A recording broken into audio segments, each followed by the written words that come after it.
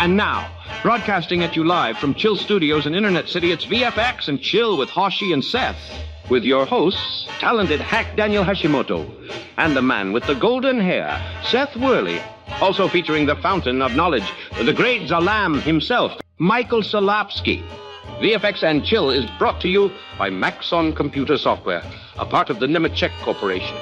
And by K9 Cigarettes for Dogs. There's no runt in this pack. There's no runt in this pack. And now, folks, it's time to VFX and Chill.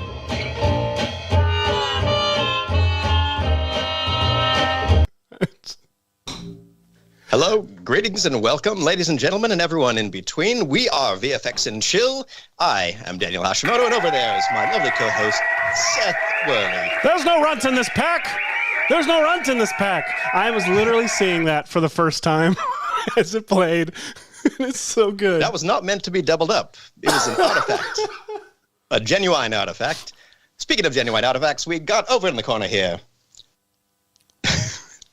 the genuinest of artifactists himself, Michael Solapsky in the box. And welcome, everybody. Thank you so much for being with us as we got our intro set up. It's been a wild night. What do you say, Seth? It has been a wild night, I will say. Where did you just immediately get this Olin Mills backdrop, Hosh? Oh, this is just a nicely desaturated green screen. Oh, it's great. Michael, you're over there imbibing the dog ink. brand cigarettes, which is definitely not just a Wacom. There's no runt in this pack. Definitely not a Wacom tablet pen at all. So sometimes when you're shopping through AI-generated voices, which AI, what's that? That's the new artificial intelligence everyone's talking about. I'm sorry, are we speaking the mid-Atlantic accent this whole show? A whole show, except for when it's a real accent, I tell you. Get me Spider-Man. But anyway, today we are clearly indulging in some old-timey effects. If you saw the trailer before this show, which is a good reason to have arrived on time to see the trailer for the show. Maybe you saw it on the social medias out there. And this was a very bizarre endeavor that we didn't have a specific reason for doing, other than we like old-timey stuff. Other than Hashi was up late. Hashi was up late typing stuff. Cuphead with. Whoop. Well, Hashi was up late typing stuff into Midjourney and Stable Diffusion, and then wound up with a picture of us in the 40s, which Hashi thinks could be anywhere between the 40s and the 80s. Yes, one of our so obviously, just topic-wise, we are going to cover transforming or creating things that look like they are old, like they came from the era of vintage television. And as Seth is hinting at, my concept of what is vintage is very broad. So I've realized that that when I say old-timey, it could probably mean anywhere from like 1900 to 1968. And it's all this sort of melange of. Like if it was before the Beatles, it was just old. Mid-century is the whole century, as they say. Yeah. So, whoa, Michael, you just glitched from full-on backlash to straight like up in our face, and I don't know who to trust. At attention. Wow, that was incredible. I mean, this crunchety, old-timey film effect over top of the stream is probably not helping your computer much.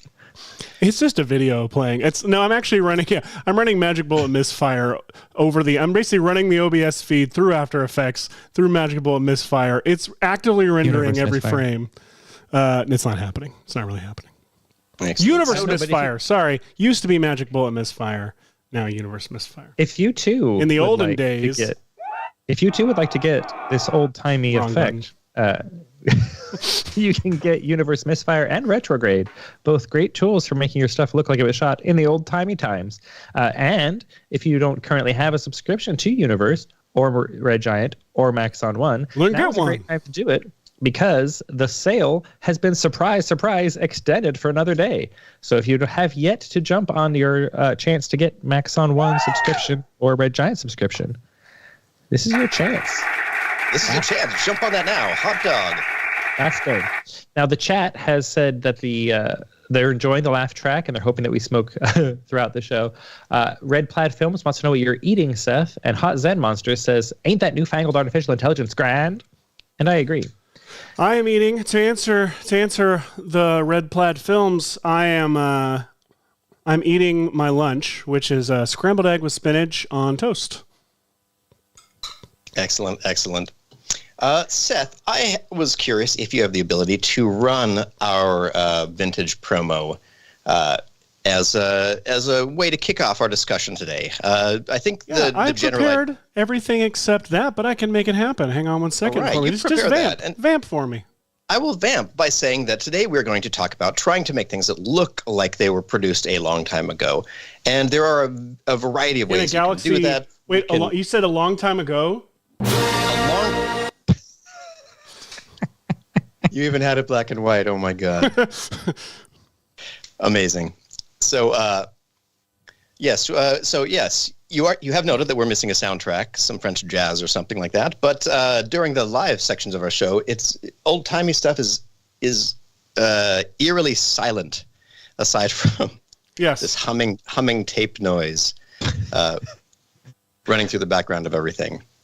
But today we're going to talk about a variety of ways to make things that are new. And the distant sound of Tears of the Kingdom was also a staple of old films, as evidenced by our show today, probably. Exactly. So this is a great show to have on in the background while you're playing Tears of the Kingdom. So don't feel like you have to tune out just because you're engaged in one of these newfangled video game systems. I mean, we do like old timey things around here. One of my top 3 favorite films is The Thin Man, which came out in 1934.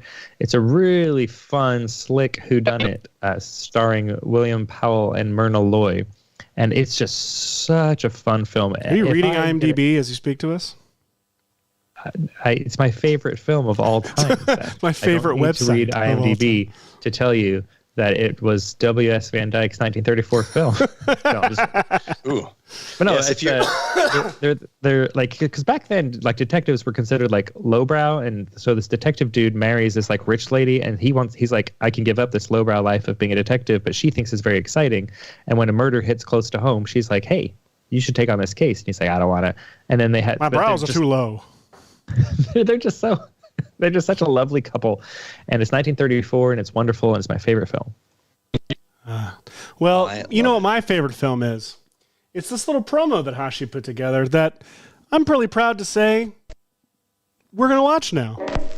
You won't believe the hullabaloo that's stirring up in the moving picture industry. It goes by the name of VFX and Chill, and it's the real McCoy. Every Friday, these two cats will teach you the nitty-gritty of After Effects and Cinema 4D, sharing tips and tricks from your favorite flicks. They'll dazzle you with the latest features of Maxon computer software and even whip up handy After Effects scripts, all on the house, mind you.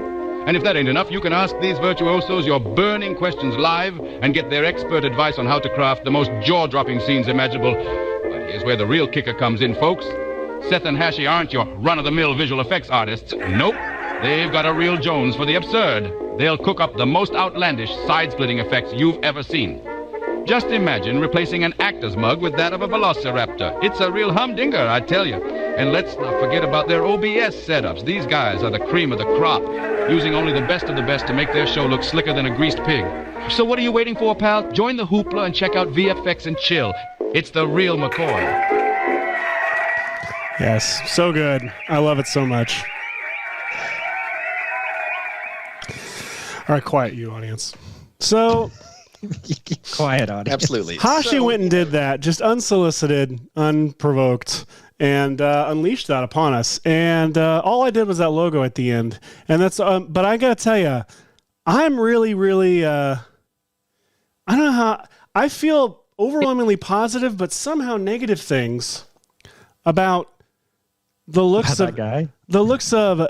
Where are they? The looks of these two guys right here.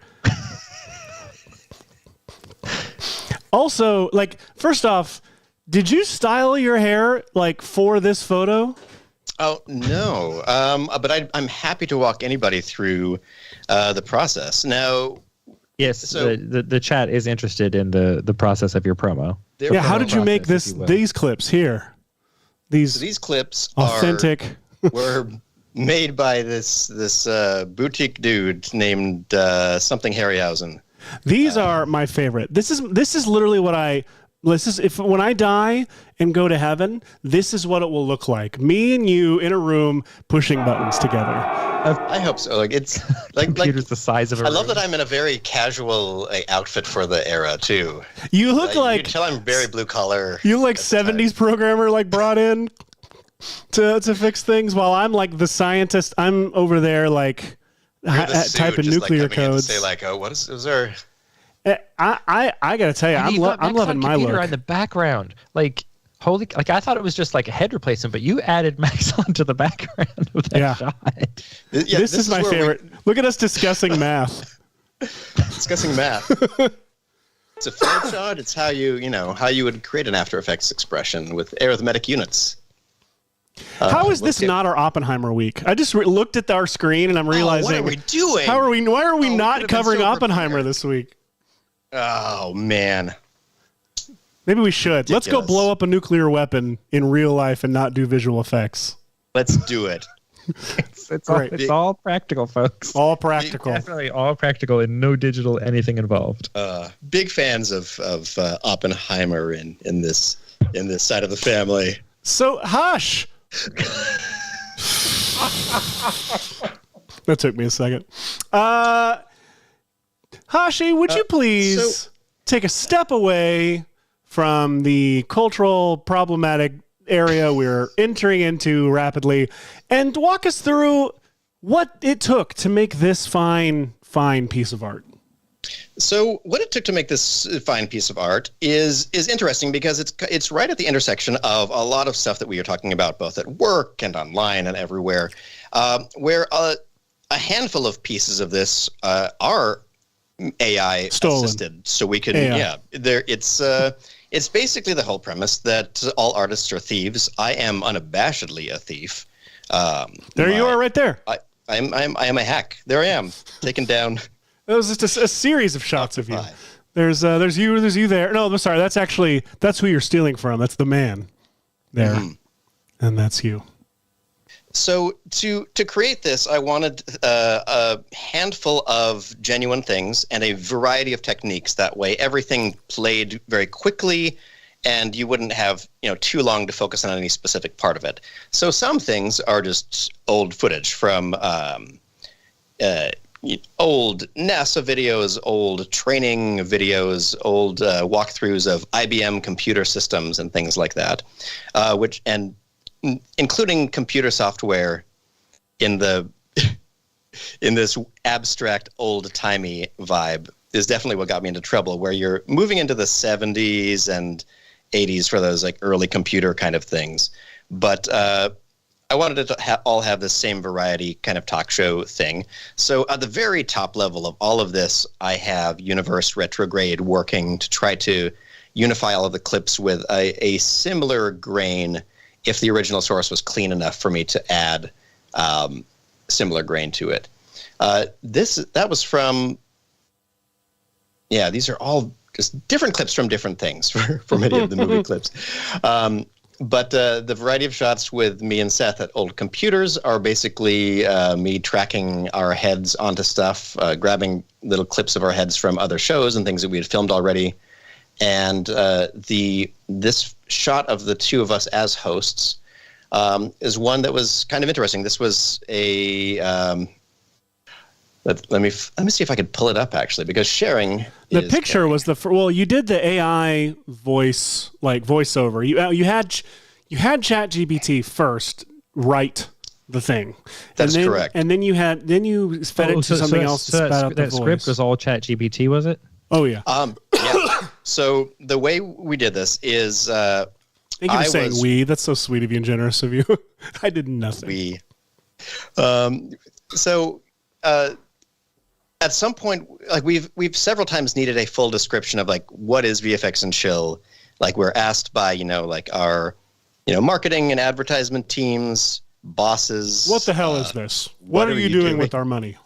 And so at some point we wrote up this very like boring but like good summary of what our show is, which is, like, as you know, it's sometimes an exploration of visual effects in current movies and TV shows and maybe how to recreate them at home. Sometimes it's a discussion of something that is trending in the VFX world. Sometimes we always have crazy OBS setups, and we also do stupid stuff like add Velociraptor heads to things.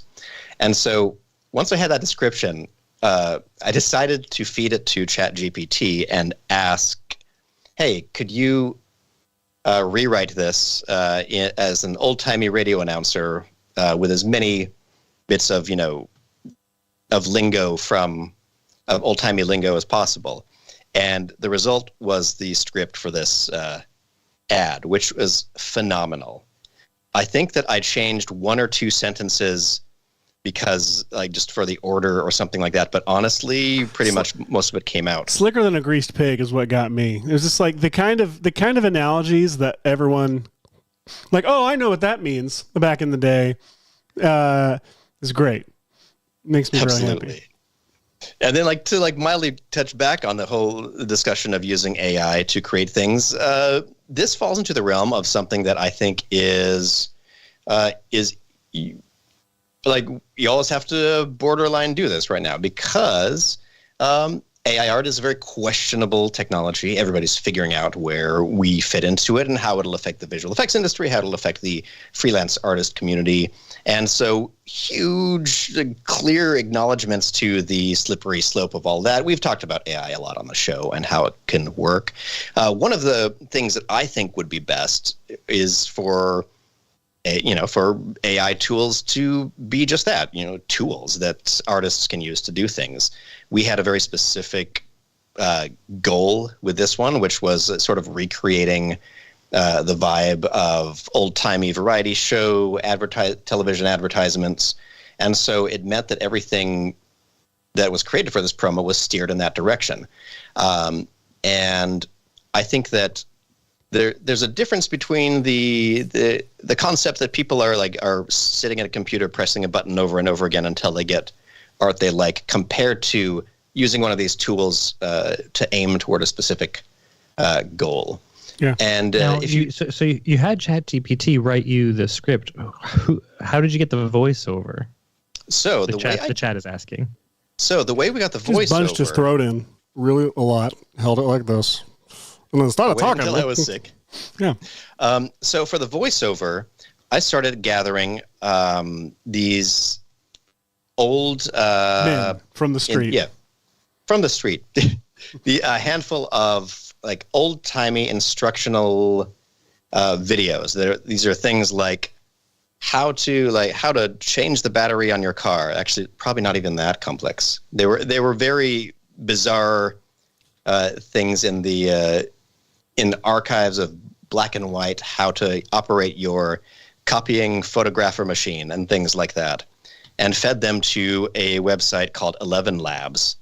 So what that does is it generates from a surprisingly small amount of data a voice. And so I have two transatlantic accent voices, one that I call the one that is a little bit more bubbly, that I'm calling the what did I call it? The happiest narrator on earth, and one called the vintage voice. I believe the happiest narrator on earth is who was speaking in that promo. And I think our vintage voice was the one who did the intro to today's live show. That little bit. Sorry, my brain is going blank. Introducing our sponsors and us individually. So if you want to check out 11 Labs, it is a speech synthesis AI kind of situation. I have I actually first used it to, with your permission, Seth, recreate you.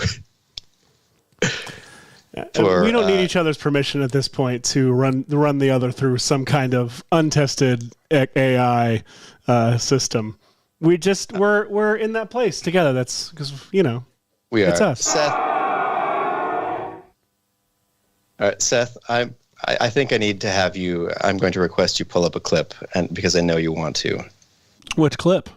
Which clip? It is. Let me see. Let me find you a link. Oh, my stress ball just broke right in my hands, and I've got this whole. Michael, you doing okay?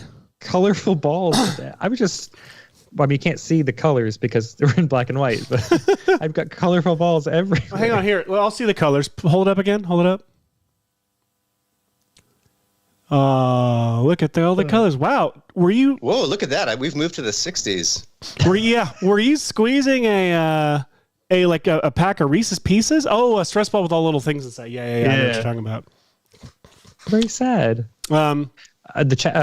Oystein Ramjurhoiten, oh good heavens, I'm so sorry about pronouncing your name like that, says they found it correctly. It's called the transatlantic accent was invented in order to achieve better clarity with dialogue recording back in the day. Yes, it was a very crisp accent that was not real.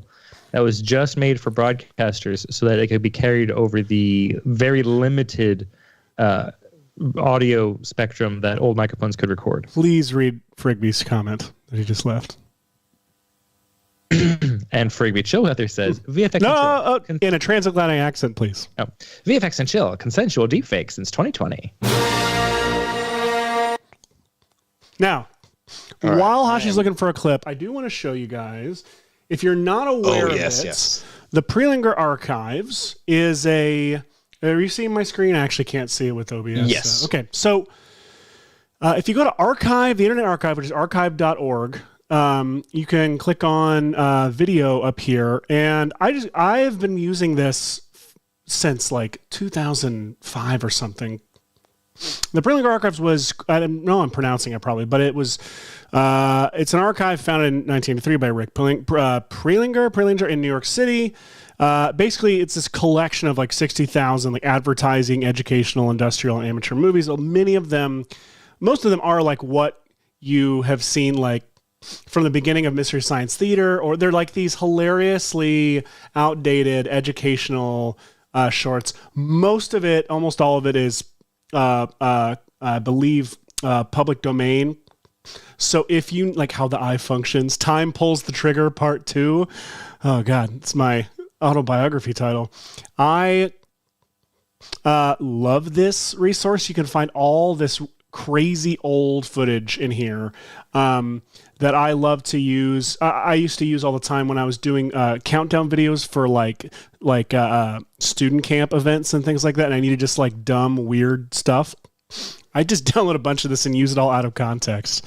Very fun resource if you aren't aware of it.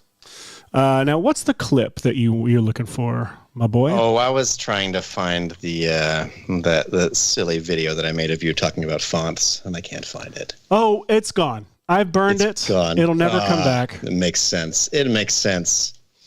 So that was my first exploration into recreating somebody in a very convincing way, which was a video of Seth Worley discussing font preferences.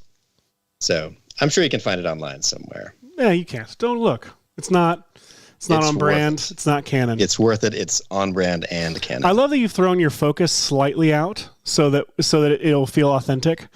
You like that? To the times. Another thing I thought I would show off real quick. Talking about AI and having fun with it. I had just opened up Midjourney for the first time, messing in like months, to find that there was some recent update, and I don't know how anyone does anything on Midjourney except type it and except ask for imagery of alternate reality versions of movies from different directors. So I've just been typing in /imagine prompt : a screen cap from, and then any director's name, ', any movie title. And what I've gotten has been absolutely spectacularly fun. I've got Quentin Tarantino's Star Trek, which amazing. That is, these are phenomenal. That's freaking. This is the only thing I typed. A screen cap from Quentin Tarantino's Star Trek. I think that a screen cap from is what's helping me a ton because it's like it. Keep scrolling because I want to get the most Tarantino shot ever. Keep going. I love this one. Keep going. This one is hilarious, and I love that he has 2 glasses. 2 glasses. Keep going. I know what you're going to. And spoiler alert, I did specifically ask for that one. Oh, okay. But these are all Very like Tarantino. Very like Tarantino. there we are. There it is. There we are. Got a couple of them in here. That's the funniest one to me because it's just big fan of shoes. That Tarantino loves the shoes. Loves shoes, Tarantino. Quentin Tarantino's Star Trek. Harold Ramis's Men in Black. Oh my gosh! It has been the most fun I've had on here in a long time. Jim Henson's Fatal Attraction. Oh yes, excellent. Oh wow! Michael Bay's Mrs. Doubtfire had some pretty good results. Those ones are fantastic because they're just like crappy photoshops, but they're hilarious. They're amazing, every single one. And then it gets to the guns, and it just ruins me. Like absolutely ridiculous. That one. Definitely knows what they're doing there. Let's see. Federico Fellini's Pulp Fiction makes me laugh. Excellent. Jacques Tati's Jaws. Ed Wood's Twister. It has some of the coolest my favorite imagery. Look at that. It's so good. It's so good. Honestly, Seth, this specific group of them, the Ed Wood's Twister, is what inspired what I think I would love to do today on today's show. Absolutely. Which is like plucking a contemporary movie, but trying to reimagine it as something that would be presented the same way our promo was. You know, an old-timey announcer, that trailer style from the an old-timey trailer style. Don't pin me down to a year. I don't know. You don't know time. This is the way my child Sophia will say the 80s to refer to anything before they were born, or rather, from get ready the for 4 this. times are all the 80s. My son will say, my son calls anything pre-2000 the 1900s. I heard someone do that the other day, and I'm not comfortable with it. No. I don't like this. No. I love him. I agree with the common consensus online that 1980 is 20 years ago, 1990 is 10 years ago, and everything else just happened. Everything else just now happened.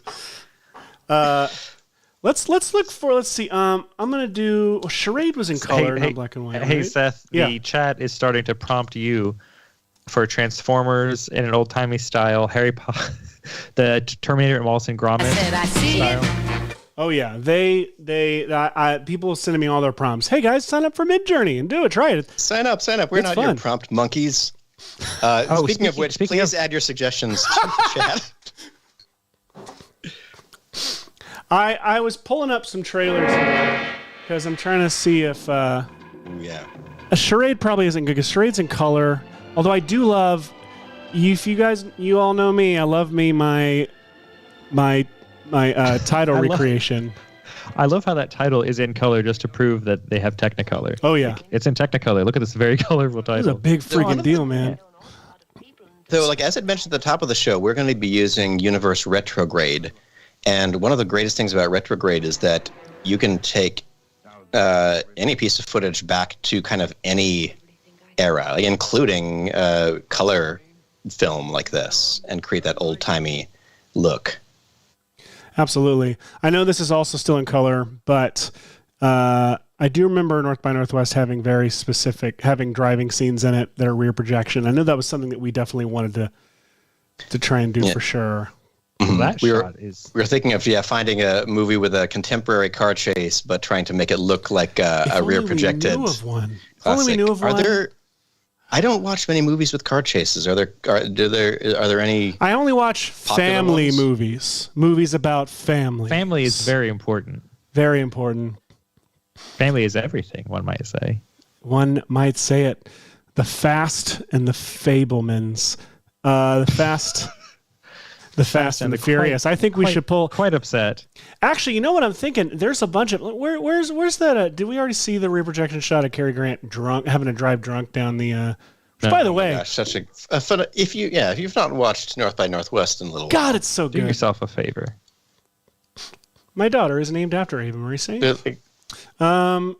Because of this movie. So, and plenty of double entendres in this film. Let me see. I saw the train. It made me think of the one everyone references. It's like Hitchcock's pervy imagery. I'm looking for Fast and the Furious. So I have never seen a Fast or Furious movie.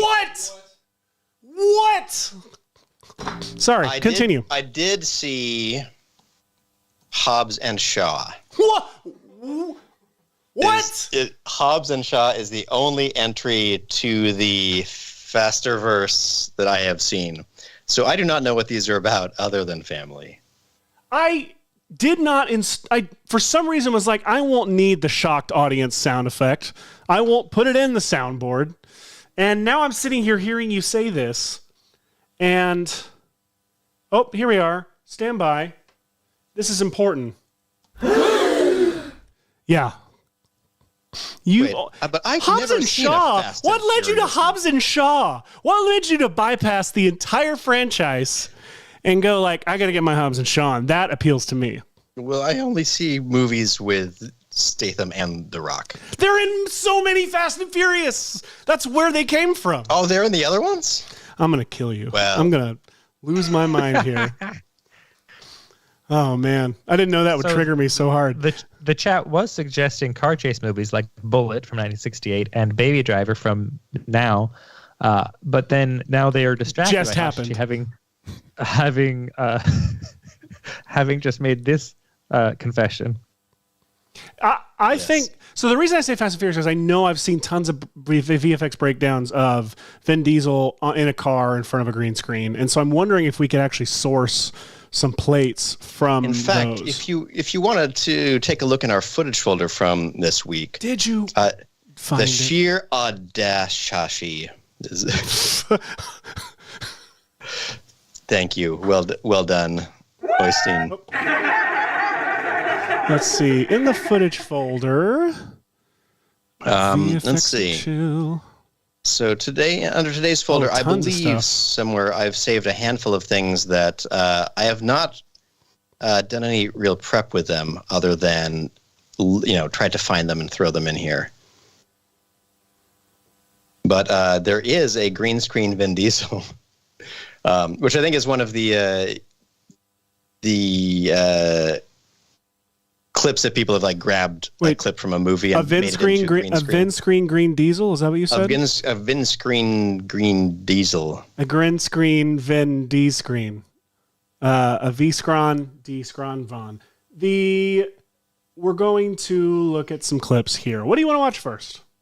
Let's see. There's one called like Car Crashes Caught on Camera or Car Stunts from the 1950s. Car Stunts, like 1950s. That's Fun a and good one. thrills on anything that rolls.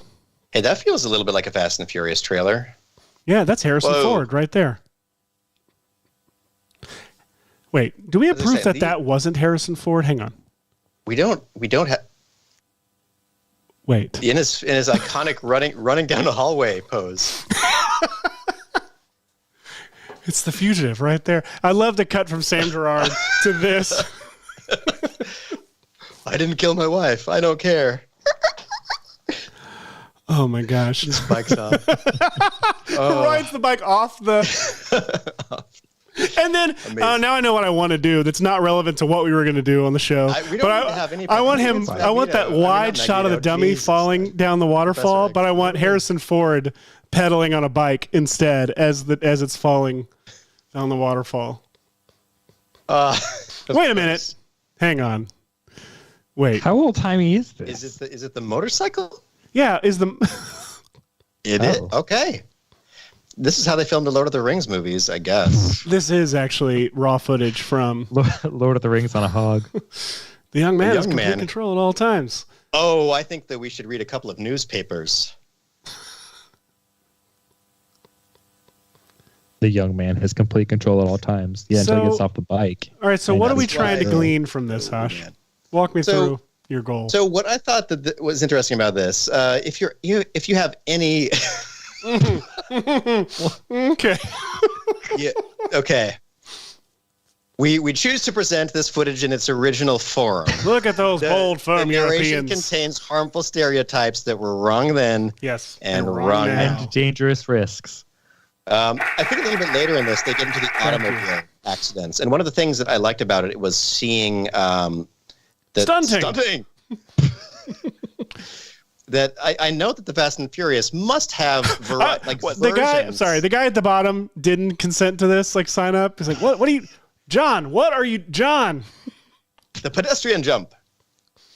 So. Oh, no. Okay. Jeez, Louise. Thrills galore. Sorry. Is this the whole I mean, show this is like if you say Fast and Furious to me, this is I imagine the movie that man did playing not out survive, like this, but in color. What? Thrills galore, more like kills a gore everywhere abound. There were no rules back then. More like This kills. is where if you Audience, did you not days hear when me you say have to- more like kills a gore? Thank you. Right, sorry. Do you have the ability to skip forward? I don't know how long this video is, but We're watching toward the whole thing. Oh my gosh, what are we doing? With my life. Let's see. So wait, yeah, there are some. Sorry.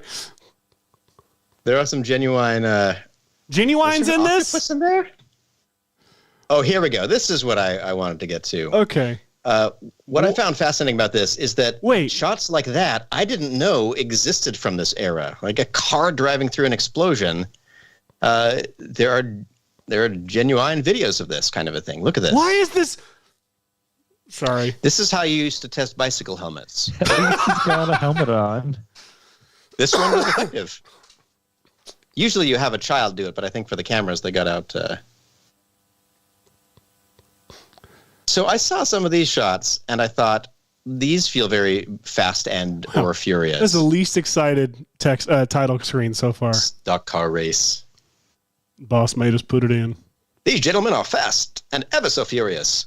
Well, you just titled it. That's such a good title for this episode. Okay, so I think that our approach should be two-pronged. I think that we should, that's a great clip. Yeah. So danger ahead. You're already there, man. Oh no! Oh jeez! There was no warning. Why? Oh man. We don't have confirmation that we're not watching death happening right now. We don't. That was in those days. You took an unassigned 6-year-old and had him drive the car off the cliff. Oh, hi. It's the Monopoly playing piece. Oh, it is. It is. You must be the look at that Monopoly guy. Or the Yoshi go-kart. Oh yeah.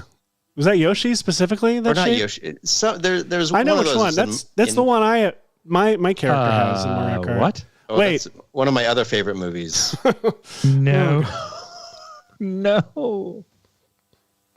I don't like how it Do I need to generalized. say again that the opinions Just one expressed or in this medium. video that we didn't make Didn't make this. We're not endorsing it. We're just studying it so we can recreate it. What I would like to do Big cars is to again! figure out Sorry. if any of these would fit into a cinematic There's no runt in this trailer back. for The Fast and the Furious. And I think that it would be fun to try to come up with a text description of what a Fast and Furious is and then have ChatGPT give it an old-timey treatment just so we could see what that looks like and then maybe feed it to the narrator to see what that sounds like. And then among clips like this, I feel like we could pull a handful of them, pull a handful of shots of some of the performers and actors from Fast and or Furious movies and place them in old-timey bits. Yeah, so I'm on board. This what would sounds we like write in a fun. chat GPT? We'd be like, right? So I was starting to look up the trailer for the very first Fast and Furious. No. Sorry. Sorry. If we're going to do this, we're going to do it right. Fast 5 is when the franchise took a sharp turn into greatness. And so that's when it became about, that's when it basically became like Ocean's 11, but jacked. And Ocean's 11, okay, I don't even know how to describe it. That's when it became heist centric. It's where it became about how, like one-upping like crazy stunts going into space, using cars as extensions of their own bodies, essentially. Absolutely. In the meantime, well, Seth Vamps, if you're there in the chat, list your favorite Fast and Furious movie, and also your favorite movie that was made before 1965. Hey, Meg Stacy, I just saw you in the chat. That's my cinematographer from my movie. What's up? I told her to say hi next time she jumped into one of these things, and she did it. Hey, hi, Megan. So, Fast Five. I love that you came in right as I'm like, no, Fast Five is the fulcrum for which the franchise. Okay, the point is, you want to look at any trailer post Fast Five for real, for like a real reference, because that's when the movies became what they are now, which is just ridiculous. So, because the only, it's not spoken out loud, but on screen in the first trailer is, when the sun goes down, another world comes to life. If lines must be crossed, if loyalties must be broken, do it fast and furious. Well, look, I mean, I'm not saying that isn't gold, because it is, but let's That is how they presented it to the American public in, whatever year this came out, 1928.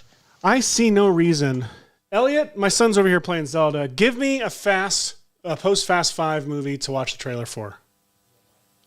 Fast 9, excellent idea. F9 Legacy. We're going to F this 9 up, and we're going to watch this trailer. I thought that was an aeroplane. An F9 Legacy? Yeah. So Harrison Ford has crashed many an F9 Legacy. So Universal. So we need an old Universal logo. I'm going to grab that.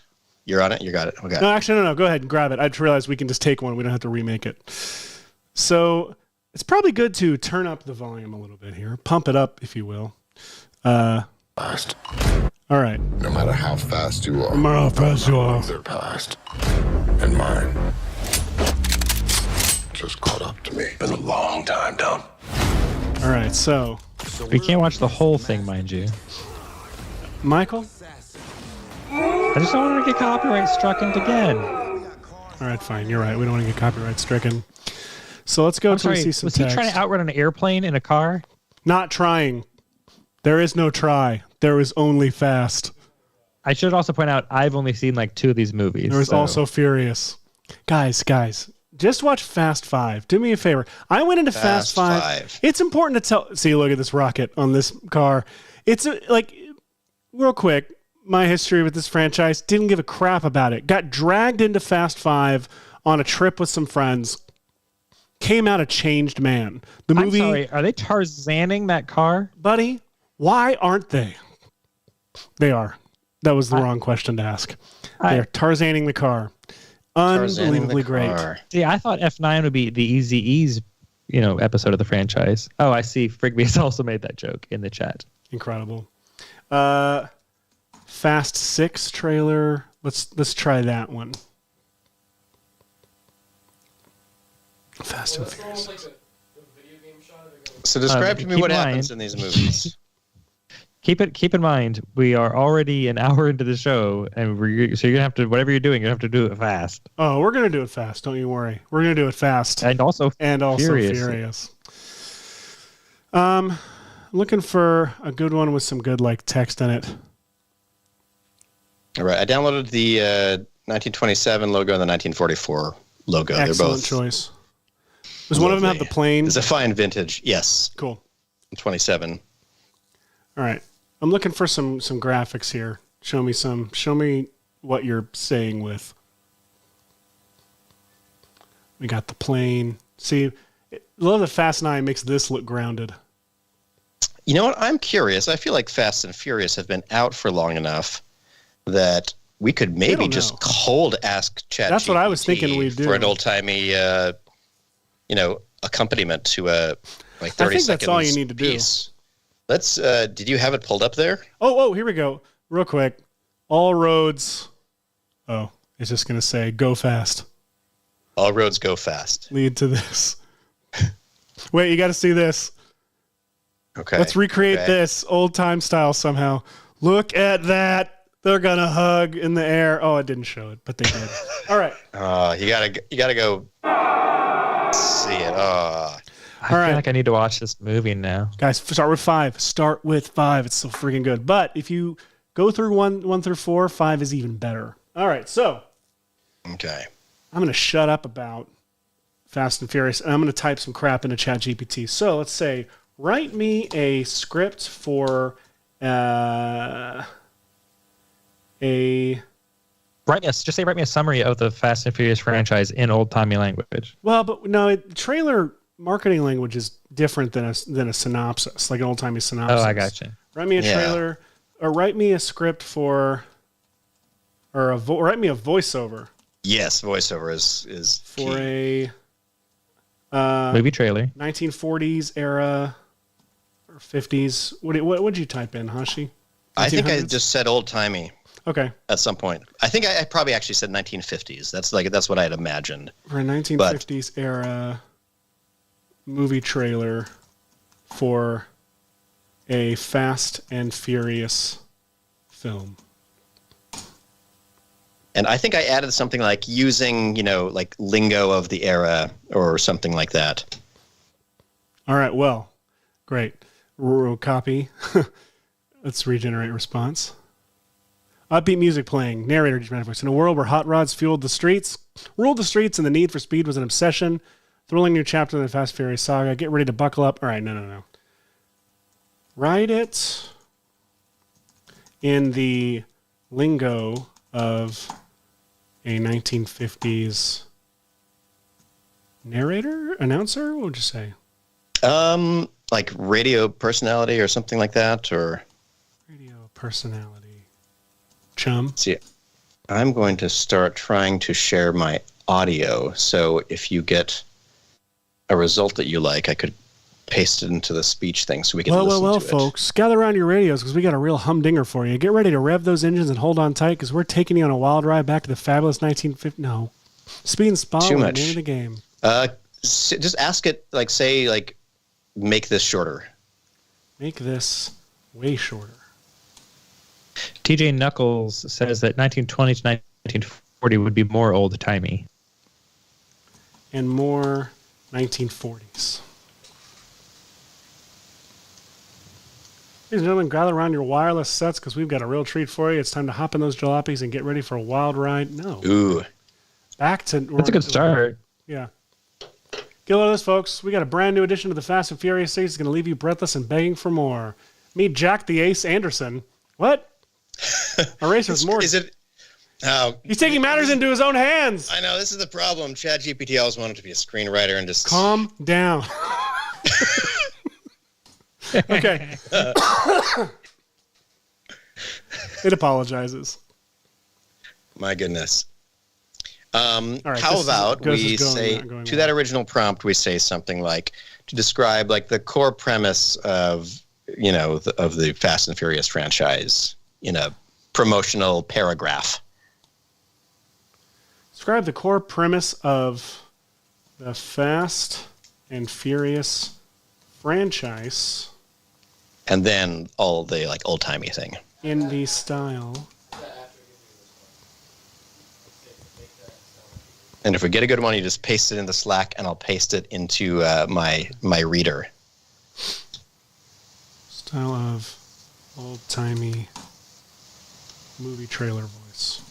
So one of the things that I want to discuss that I think is important to note is that there are a lot of people sharing really nifty and cool things made with AI.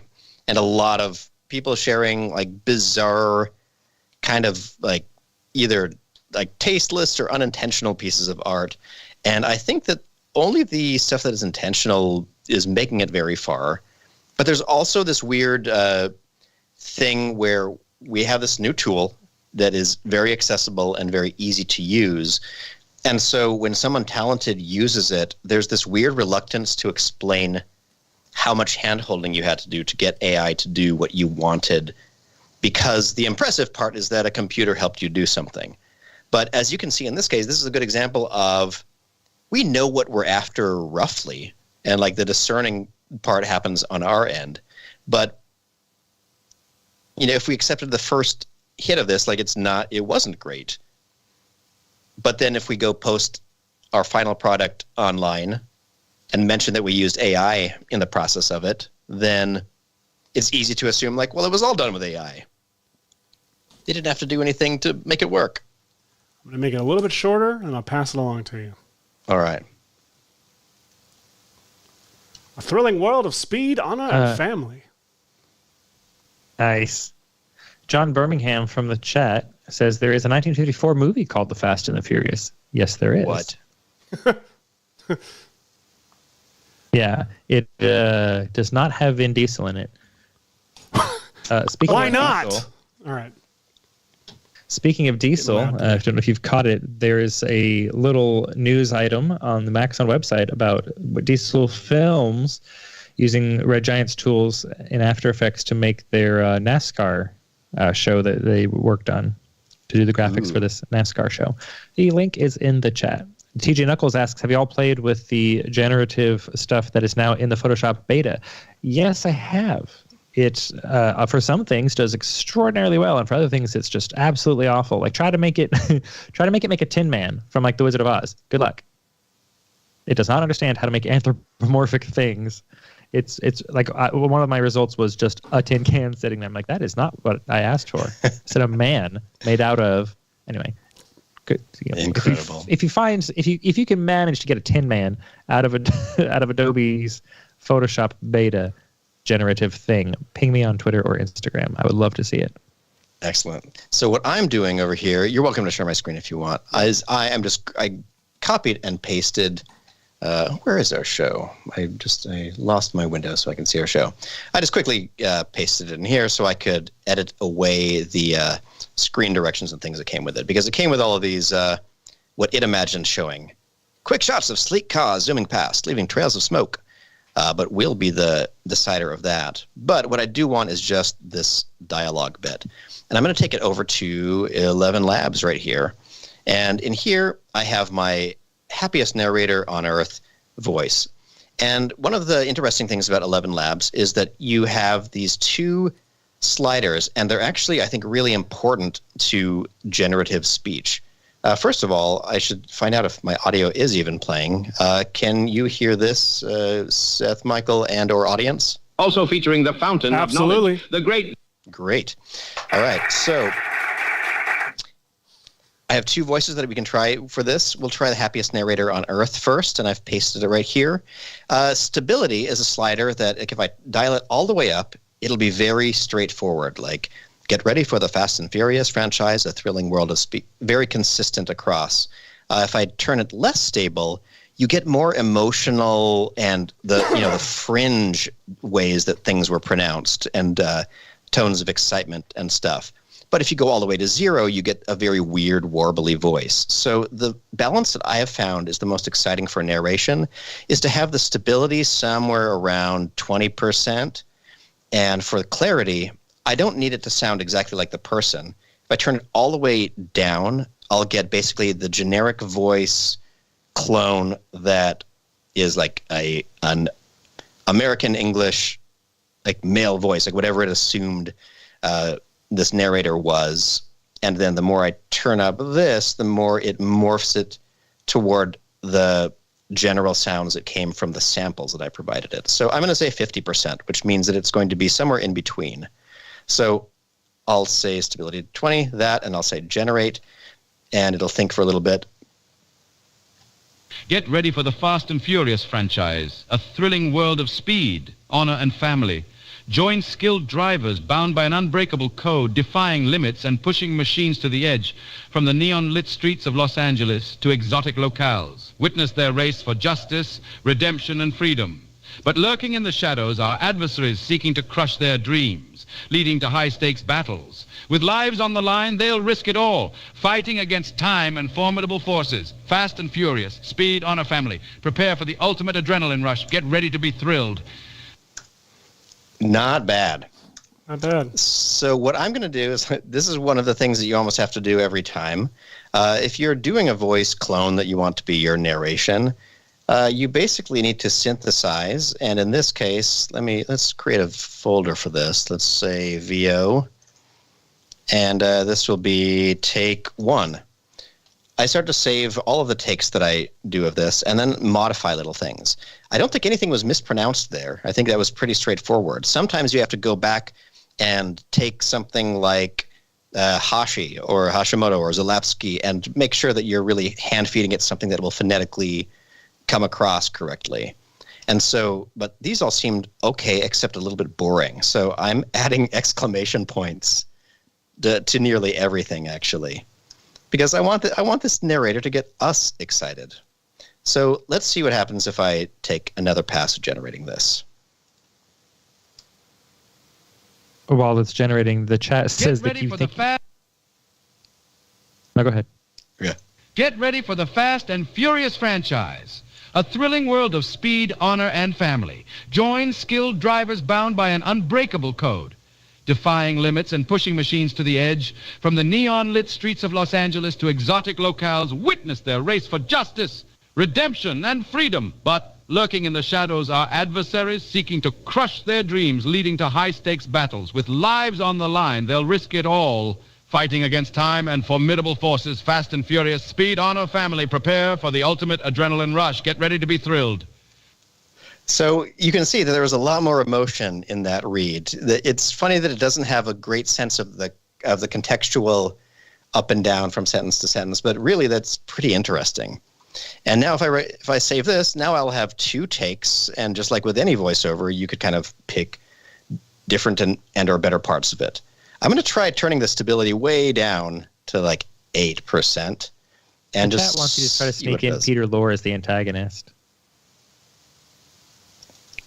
Let's see. But looking in the shadows are adversaries seeking to crush their dreams, leading to high stakes battles. Like, would it be like? In the narration, or do we mean visually?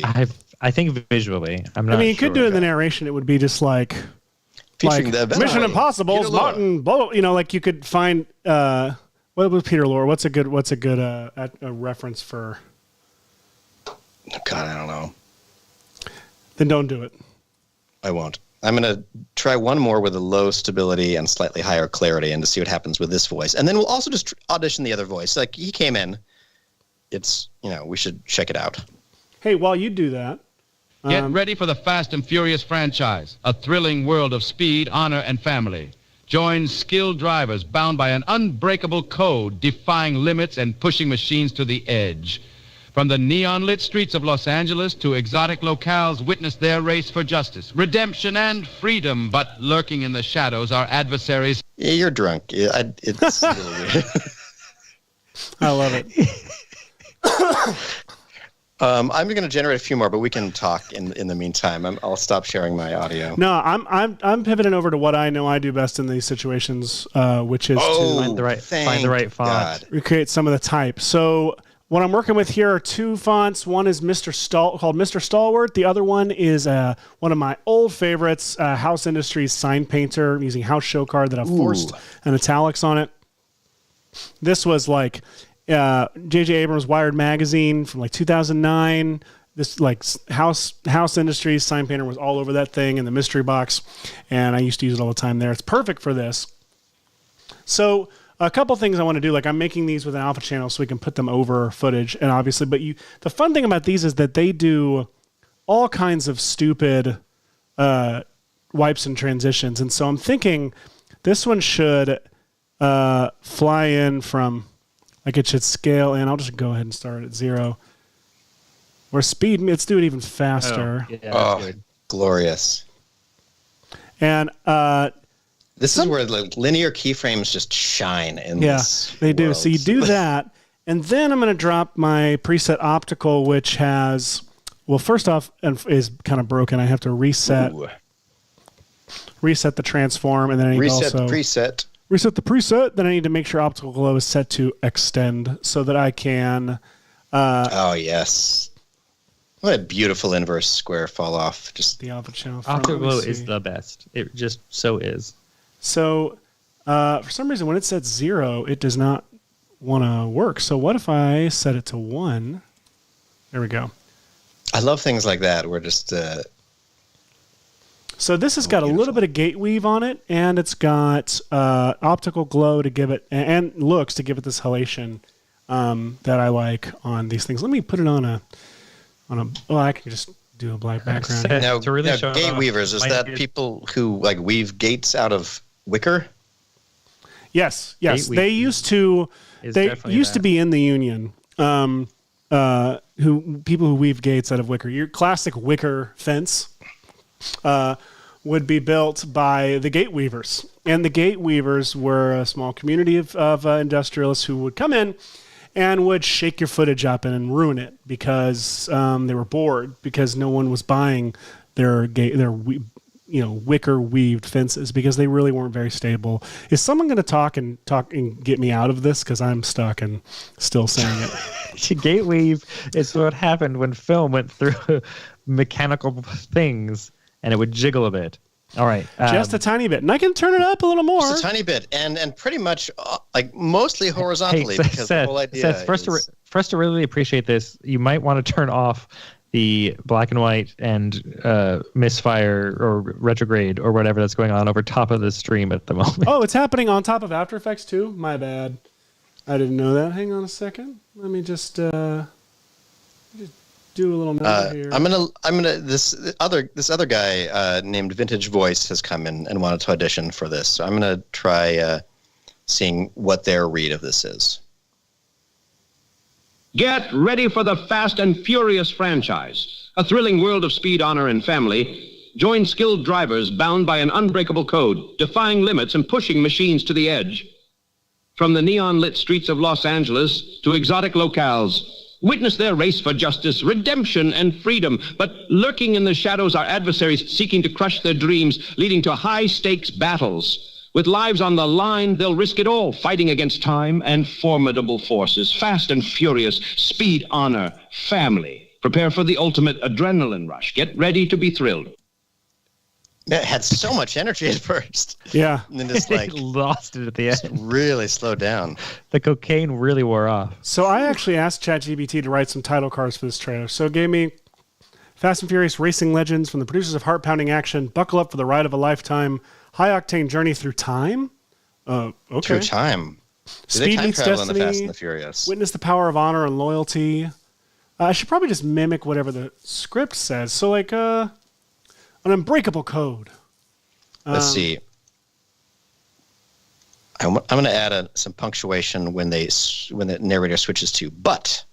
Lurking in the shadows. Adversary seeking to crush Yeah, their it does need a dreams. break there. Needs a little bit of something. Like So a just human adding- would know. Yes, and interestingly, this will give you a different result every time. So really, you never know what you're going to get. Let's see. Let's have that guy audition for us one more time. From the top. Get ready for the Fast and Furious franchise. A thrilling world of speed, honor, and family. Join skilled drivers bound by an unbreakable code, defying limits and pushing machines to the edge. From the neon-lit streets of Los Angeles to exotic locales, witness their race for justice, redemption, and freedom. But lurking in the shadows are adversaries seeking to crush their dreams, leading to a high-stakes battle. This guy didn't read With it lives before on he... the line, they'll risk it all, fighting against time and formidable forces. Fast and Furious, speed, honor, family. Prepare for the ultimate adrenaline rush. Get ready to be thrilled. Yeah, so midway through, it's like he forgot to read it before reading it. And so... Like, okay, like, where am I? Where am I? Figuring it out, figuring out as he goes. Like, is that what this is about? Interesting. It's funny because I think I might even like this guy's voice better for it, like in terms of an old-timey thing than the other one. I liked it. He kind of ran out of steam.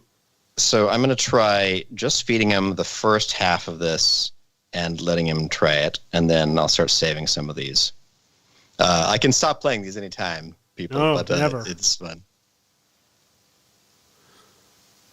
Also, Chris Randolph is asking if you can mix voices somehow, and in theory... Get ready for the Fast and Furious franchise, a thrilling world of speed, honor, and family. Join skilled drivers bound by an unbreakable code, defying limits and pushing machines to the edge. From the neon-lit streets of Los Angeles to exotic locales, witness their race for justice, redemption, and freedom. That was very clean. I like how the last version had more of that kind of echoey sound to it like you'd get from the older recordings. I do like that. And I have not actually experimented with mixing multiple vocal samples into one voice. And in theory, I could do that today. I'm curious what would happen. We have 45 Fast and minutes. We curious. need to start doing some green screen Vin Diesel action. Let's yeah. just listen to this guy one more time. Get ready for the Fast and Furious franchise, a thrilling world of speed, honor, and family. Join skilled drivers bound by an unbreakable code, defying limits and pushing machines to the edge. From the neon-lit streets of Los Angeles to exotic locales, witness their race for justice, redemption, and freedom. That was the read. That was right. You needed to be good. 10% stable. By the way, look at this. Look how easy this friggin' is to get this style. It looks good. That little flip. I love adding these dumb little transitions that they used to do all the time, and were so satisfied with themselves.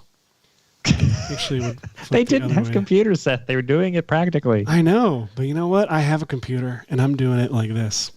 But lurking in the shadows are adversaries seeking to crush their dreams, leading to high-stakes battles. With lives on the line, they'll risk it all, fighting against time and formidable forces. Fast and Furious, speed, honor, family. Prepare for the ultimate adrenaline rush. Get ready to be thrilled. I love that. Anticipation. So good. Frigby suggests speeding it up without changing the pitch, which would be an audition thing. That could work. Adobe Audition, that is not. Let's see. Let's save this last take, and then we'll add one more. So that's guy 2, take 2, and let's try guy 2, take 3 in a second. So this is the last one. I'll let it play out loud. Sorry, everyone. But lurking in the shadows are adversaries seeking to crush their dreams, leading to high-stakes battles. With lives on the line, they'll risk it all, fighting against time and formidable forces. Fast and Furious. Formidable. Speed, honor, family. Prepare for the ultimate adrenaline rush. Get ready to be thrilled. You're gonna love it, my darling. I like that, thrilled. You have a big lack of specific control like this, but like that was worth it. I loved the weird, the but, and then ellipses started out like this. But this is why you want a real voiceover person, because you can say, but you know, lurking in the shadows are adversaries seeking to crush their dreams, leading to high-stakes battles. With lives on the line, they'll risk it all, fighting against time and formidable forces. Fast and Furious, speed, honor, family. Prepare for the ultimate adrenaline Family, rush. I'm tired. Get ready to be thrilled. He says that like, really? That's still going on. Family. Okay. All right. I've now saved 4 takes of this, and I can mix and match them. All right, let's close this down here, and let's open up our good old friend After Effects. I believe that aside from these dog cigarette ads that I have in here, somewhere. Real quick before I leave you to do really cool stuff. I used Universe. Universe Transition has some really great stuff for creating this old timey transitions. This is Universe It's Q. a little too smooth and clean though. Like it needs to be more linear. Do you think so? Because I did it on the VFX and Chill logo and it looked pretty great. But yes, you can absolutely just change it to what would it be? Linear tween, or what would it be? Try that. Love me a linear tween. Nope. Uncomfortable. Yeah. Let's see if I just go a boop and then a boop. Whoop. Oh, wait. Whoop. There we go. And it goes a little something like that. Excellent. Load things. Nice. All right, switch over to me. I'll show some. I'll show a little bit of old timeying. Yeah. All right. So, someone has very graciously done some Rotoscoping. rotoscope green screening of this footage, and so I gratefully accept this thing, and I'm going to add some Primat keyer to it, where I'll just click Auto Define Key, and that'll probably be nearly perfect out of the gate because it's Look at that. There we go. This is all I need. I'm going to maybe shrink in blur the matte a little bit and shrink the matte a little bit. Whoops. Let's make sure that I some of the spill is gone, and let's use the built-in spill killer right there. Whoever named honestly, that chose violence. Spill killer. Like, actually, what's kind of fun is that I shouldn't even worry about the spill, right? So we'll save. Let's save this as today's show episode. Let's go to old timey episode. We'll call this Hashi Show. Okay, so now we've got what happens? Oh, it doesn't. It crops weird. So it's like there's the full frame, and then the dude punched in on this one, but inconsistently. What is up with the alignment on these three shots? Doesn't matter. I'm going to make a new composition, and I'm going to make it. Let's see, 1080 by 1440. And the reason I'm doing that. Oh wait, not 14. Wait, not 1080. What did I do? You want 1440 by 1080. 1440 by 1080. Thank you. Excellent. So now I can put Vin Diesel up front, just like this. And oh man, now I need some like driving down old Hollywood streets footage, which I didn't think to grab yet. Prelinger Archives will have exactly what you need. How about I find it for you? Find that for me. Or you can just use Code Particular and throw a bunch of palm trees in there. That sounds significant overkill. Let's see. We've got that piece of footage. Let's break this up. Oh, I can scene edit detect this, right? Oh, you know what? I did download something. I've got How does scene edit detection work in After Effects? Isn't it just there? Oh, it doesn't want to do it with the pre-comp. We'll do it with this one then. Bloom. Oh, I didn't mean to say create pre-comps. I don't need that. Thank you, After Effects. I mean, the pre-comps is great because you can just drag all those pre-comps into your main comp and be good. All right, so I'm just going to leave these in here. Or just, change this comp. There we go. So I'll put this dude in here. I'll grab this one. Now, in an old-timey movie, they would probably only have this angle. This angle, these two angles, they would have this kind of like three-quarter angle. Yeah. Is much less common. Like either you're straight through the side, and also it would never cut this much. So we're going to have to loop one of these. I think it's going to be this one. I think this is the one that's got to get looped. An interesting fun fact about old Hollywood, all film editors used to be women. And the reason is because it was at the time considered an unskilled job.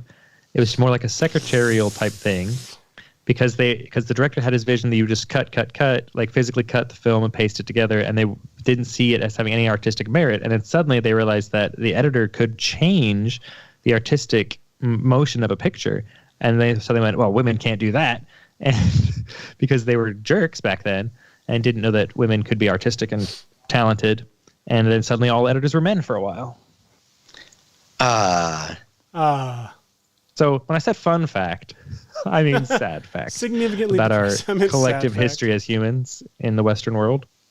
Absolutely. We need to, I definitely think that we need to engage with way more female creators in this space.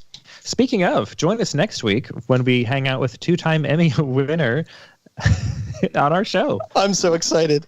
I'm really excited. We're going to have a great show next week. We're going to be hanging out with a very cool creator, and it's going to be amazing. Very excited. Thanks for catching that tee up, Michael. All right.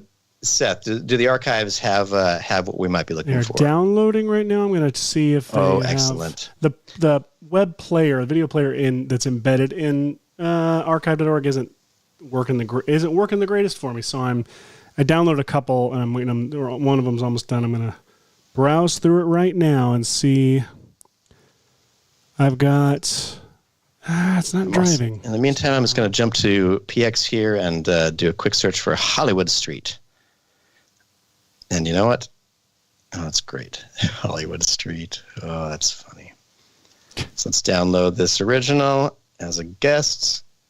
Why not? And throw it into here as tree road city landscape thing.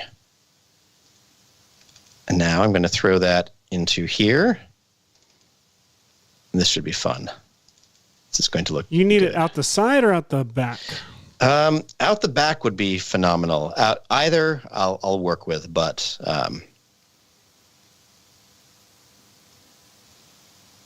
okay. So here's what I'm going to do for this one. I'm going to take this this framing right here, and we're going to go to we're going to find a framing that looks kind of nice, and I'm going to turn. Oops! I'm going to scale up this image. And then I'm going to make it 3D, and I'm going to push it far back. Push all the way until it's basically as much of it as could even show here. And then we'll set a keyframe. And then we'll go back to here, and then we'll set another keyframe with this much closer. So you can see the Hollywood sign right there. Am I going to get in trouble for showing the Hollywood sign? It is. Yeah. No, I'm trying to think of the funny joke there, and nothing came out. Just a little weird laughter. So the reason I made it a 3D layer to do this is because I could use the exponential scale option, but I'd rather have 2 keyframes instead of keyframes all the way across. And what is the difference between a scale and an exponential scale, Michael? Yeah, Michael. The rate at which it scales. An exponential scale has an exponential curve to how fast it scales, which makes it much more realistic with how it moves if something were moved to be moving away from you. It was in the exponential scale keyboard assistant command was added to After Effects before they had a 3D layer space, and they've just left it there for all of these years. I would like to say that normally our audience complains about the VFX and Chill logo being all bendy and moving. This week it's still, but Anya Wedblack says that the black and white logo is really, really bothering them, Seth. They don't like this black and white VFX and Chill logo. Okay, I'll fix it. Is that better? Is that better? Is that better? We'll just keep that on while we work. So, Hash, what are you doing next? Oh, Seth.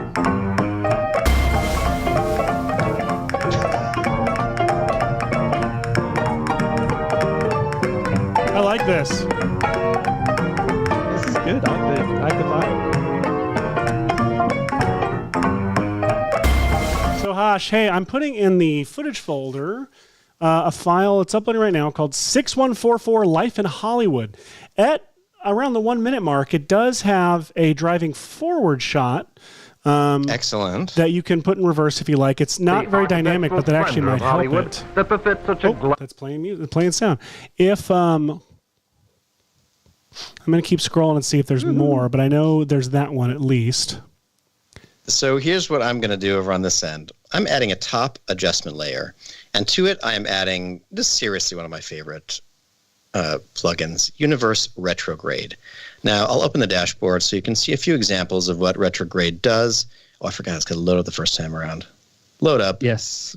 So the addition of cloud delivery of assets is great, but it does make it take a little while longer to load the first time you launch it now. Will recheck. All right, so where were we? We were in Universe Stylize. So we have a couple of different old-timey kind of film things that you can do.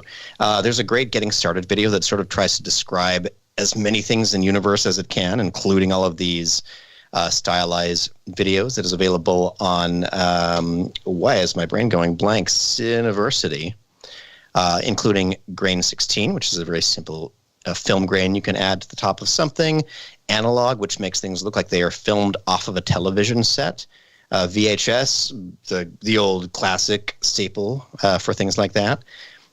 We have an effect called noir here, and today I'm going to use retrograde. And retrograde is really great because as you can see here from these presets, there are a variety of like old looking film presets that you can use. So if you wanted something to look like, one of those 16 millimeter documentaries shot for Sesame Street or something like that, you could apply the 16 millimeter documentary preset to something, and it'll give it that kind of coloring and kind of like overly peach, ridiculous style. And I love that there are a handful of things like it that you can use here. But in this case, I'm going for very old-timey. And so we're going to go to the color treatment, and I'm going to go to the saturation and turn it down to 0. So we've just got a nice black and white image here. So what I'm going to do for the sake of this, the way Vin Diesel looks, is I'm going to use some brightness and contrast to very simply figure out what Vin's look should be. Actually, I'm going to use the legacy brightness and contrast. I just found on YouTube, driving through Los Angeles at night, 1940s process plate. What? Wow. That's someone digging deep in their old archives. Yeah, Ron Youngul has posted this. Let me download this and grab it for you because it's night. That allows you to maybe even do some other fun things. Oh, I love it. One thing I want to ask if you're going to do. Well, where are you in the process? I've been trying to find your footage, but. Oh, all good. Well, one thing that's kind of interesting is that this has been discussed maybe on our show before, but we've talked about how when you simply desaturate something, which is what this effect is doing, one of the issues with just desaturating something to make it a black and white image is you get the tonal result of a straightforward desaturation. And in this case, like you could see how overexposed his knuckles are there on the front, but you get no detail back here. But if you're trying to adjust it so you can see the detail in his face with any amount of contrast, you'd really blow out everything else. And one of the ways technically around that is to do a legitimate black and white process to something like this. And I think, does the black and white filter do that in After Effects? I don't remember. Here we go. So here, black and white, what you can do, and this is something that was much more known if you were filming back in the day, just by what you got back from the processing. Different film stocks and different lighting conditions would result in different bits of the film being exposed properly. So in this case, like if I turn down the red light, you can see that there's still a bunch of, this is probably green light or something like that, if that's a yellow kind of thing on him. Oops, I would have thought that. Maybe it's the yellows. Yeah, I guess it's the yellows. So you can make a black and white image that color balances different values to be darker and get really cool different results. I am not a good person to demonstrate color balances, and so I'm just going to skip back to just go by what looks whatever good. the heck, whatever it looks good. I downloaded that Driving Through Los Angeles plate, by the way, if you want it. One thing I do want to point out that you definitely want when you're trying to recreate the look of rear projection is you want to give that background its own kind of glow and bloom because it's literally a it's being projected. What is like it called again? Oh, driving through Los Angeles, or that one, Driving Through Los Angeles. You've got a couple options, but Driving Through Los Angeles is the one I got from YouTube from someone named Ron Youngul, and we're not using this for profit. So, all right, here's what we're gonna do. So here is what that plate looks like. Oh, it's beautiful. Turn that sound off for me. Like little. Oh yes. I'm gonna really quickly do this, and okay, I think my sound is disabled now. So now you're gonna have to do interactive light on Vin if you do nighttime. Am I though? Well, I'm gonna say. I mean, you should. You should do. Yeah. Here's what you should do. Dip it back down really dark, and then you could duplicate Vin and do some light sweep, but using it as a cutout. And you probably need 2 layers than a Vin. You've got a plan. You do this all the time. You see, I'm not exactly sure what I want to do. One of the things that I could use on Vin is the Universe Noir preset. And with Noir, what I could do is I could take this vignette and maybe choose the not Venetian. What do I want? Because you said vignette. Oh my gosh, that's very good. Phenomenal. Let's see. Surprised Michael wasn't there for us. Venetian abstract. No, I forgot that I thought I could position that. Fine. You could just do spotlight. Yeah, that's true. Spotlight's a good idea. All right, so we're going to use CC Spotlight, and what that does is it has a point that you're shining a light on, like this. Oh my gosh, this is perfect. The reason I want to do this is because I want to light Vin Diesel, but I don't want his foreground fist so bright. So I'm going to do that, then I'm going to soften the edge a lot. There we go. So I can get more of a... he's lit up there, and maybe this could even go after this, so I can turn up that brightness and contrast. Because they would light for Vin Diesel like when they're really filming in this scenario, and then this background is rear projected. And so the issue about lighting someone in front of rear projection screen, you both might have just said this already, is that you would get a bunch of glow happening from it because... I think you actually... No, in fact, I should... Super... Yeah, super common, because you want that glow to wrap around Vin. All right, so to these plates, I'm going to throw this here. Oh my gosh, what time's... we're doing okay. We're doing fine. Hey, do you think that car he's driving takes gas or diesel? Nailed it. Yeah, why aren't you laughing, good. Audience? Okay. I installed this button just for Michael, but I haven't had to use it yet. All right, so we're adding Super Comp, and what that means is that it created a layer up top where all of the Super Comp layers are being rendered. Watch our Getting Started Super Comp video. Check that out. But I'm going to drag my retrograde on top here. Retrograde, let's just name that so I remember. So now in Super Comp, this would have been a better place to add that optical glow to this night footage. So I'm going to delete it from the actual footage and go into Super Comp and say add optical glow. So that's basically the same thing, but what's neat about this is if I grab this driving at night footage and bring it over, see these headlights right here? If I bring them over to where Vin Diesel is... Wrap it around his ear. The light wraps around his ear, which is awesome, because if you had a big rear projected screen, some of its light is going to end up on your Vin Diesels in the foreground. So I'm going to place that there. I'm going to turn up the highlights only a little bit so I get a little bit less glow. But I do want the whole thing to look a little bit gray, because I think the black values in the car would actually be the darkest. And the screen back here, the black value would actually just be as dark as they could possibly get this screen that is having stuff thrown onto it. Does that make sense? Yeah. We explained why already, right? Hey, I'm rendering one of these titles so you can throw it up over the Vin shot. Thank you. Okay, we're also going to add a light sweep effect.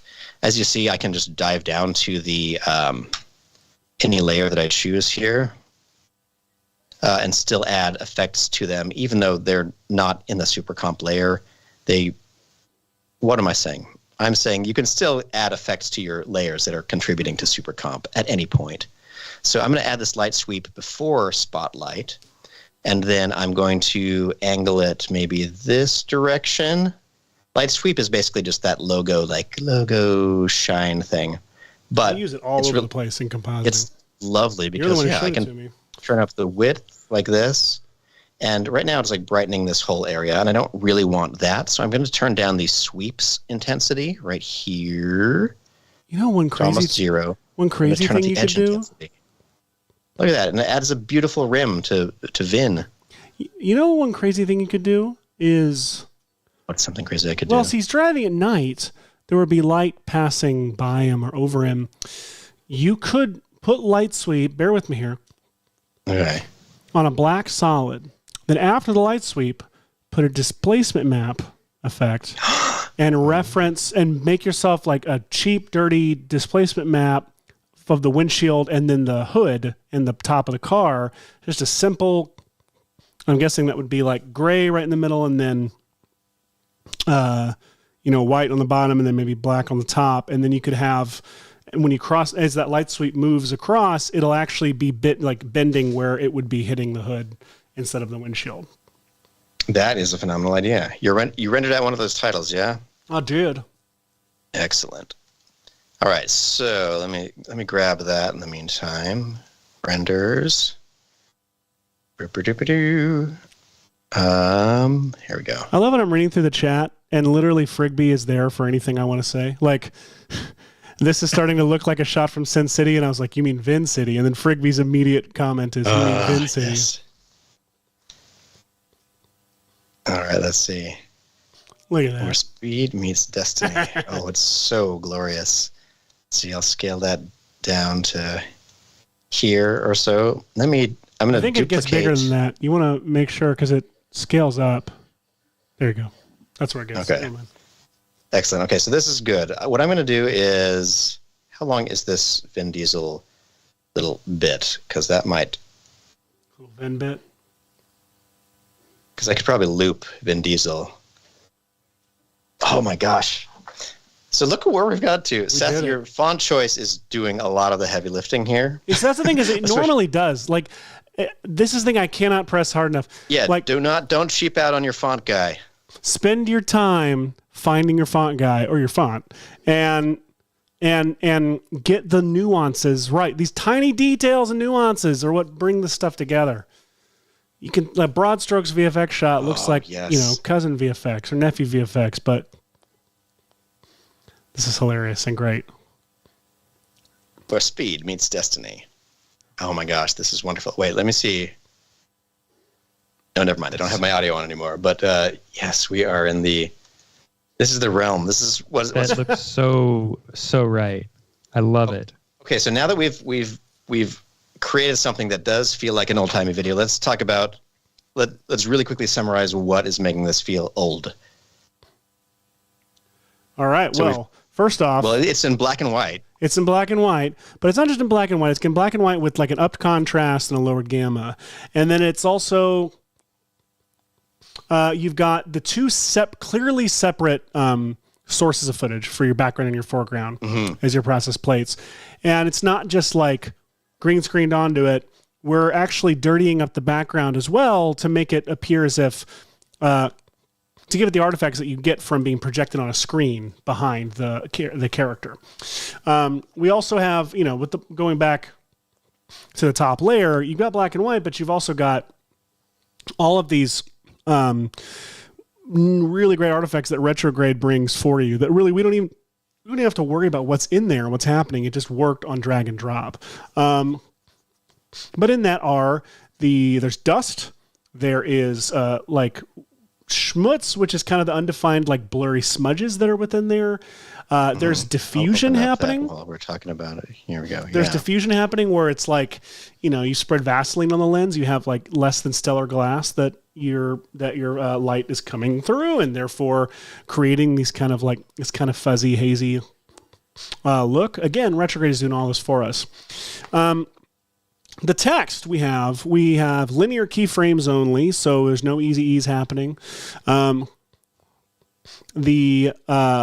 The fonts are very specifically sourced and laid out to look like old trailers look.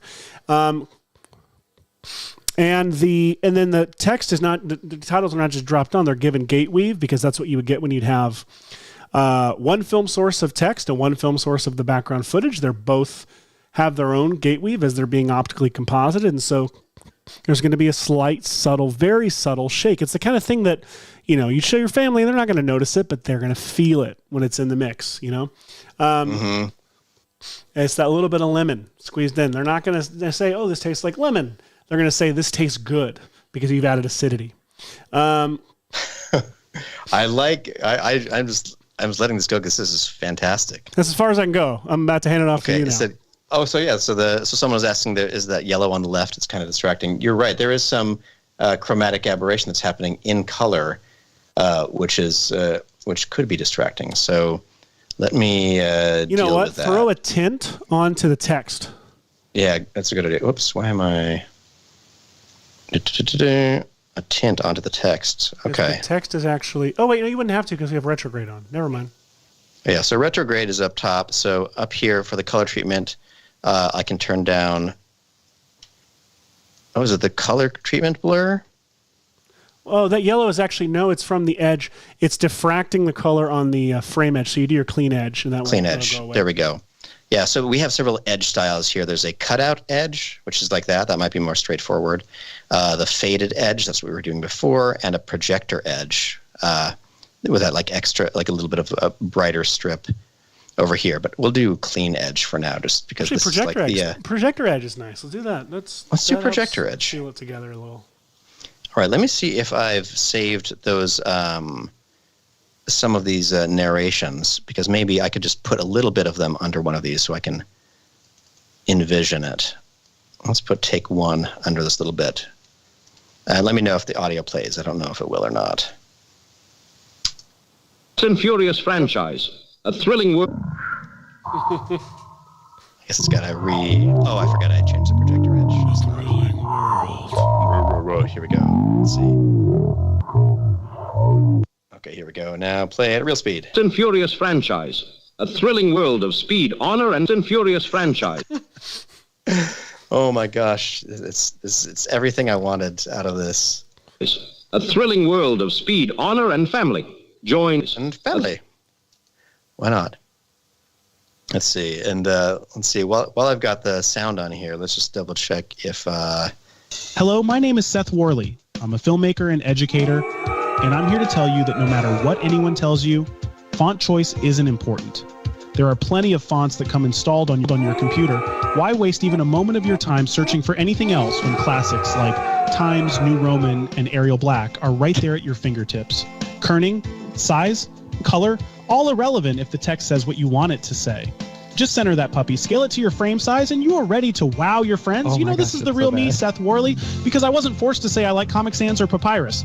I mean, they have their uses and might actually be fine if you're pressed for time. But why sleep on a daring font like Impact when it's right there? If you want to make an impact in this town, use Impact. I've always said that. Now, if you don't mind, I've got to go jam out to some Collective Soul albums in my car. I've been Seth Worley. Hello, my name is Seth.